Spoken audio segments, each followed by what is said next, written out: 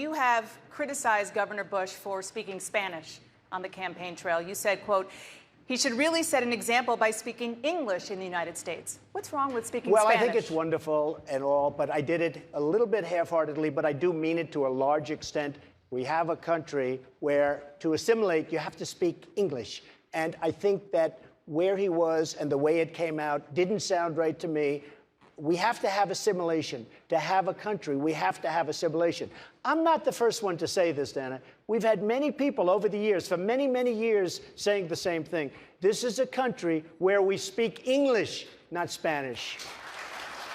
Well, I've been speaking English here tonight, and I'll keep speaking English, but the simple fact is, if a high school kid asked me a question in Spanish, a school, by the way, a voucher program that was created under my watch, the largest voucher program in the country, where kids can go to a Christian school, and they ask me a question in Spanish, I'm going to show respect and answer that question in Spanish, Dana? even though they do speak English, and even though they embrace American values. This was a reporter, not a high school kid, by the way. Dana, I agree that English is the unifying language of our country, and everyone should learn to speak it. It's important.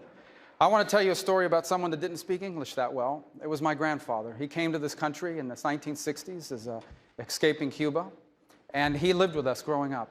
And my grandfather loved America. He understood what was so special about this country. He loved Ronald Reagan. He would be very proud of the fact that we're here this evening.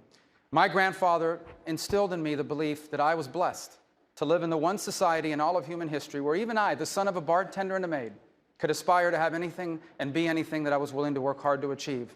But he taught me that in Spanish because it was the language he was most comfortable in. And he became a conservative even though he got his news in Spanish. And so I do give interviews in Spanish, and here's why.